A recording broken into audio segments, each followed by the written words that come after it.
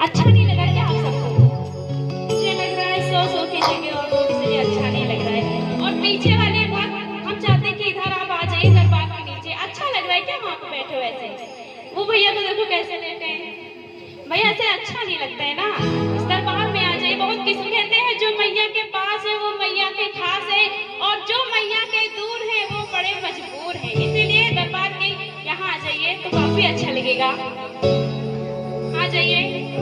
कहते हैं कुर्सी वालों को बहुत घमंड होता है। कहते हैं बात कभी गोली की पार चली जाती है, बात कभी गोली की पार चली जाती है, और एक झटके में सरकार चली जाती है। इसीलिए इतना घमंड मत खाइए। टेंट वाले की कुर्सी है, सब सुबह चली जाए। कहते हैं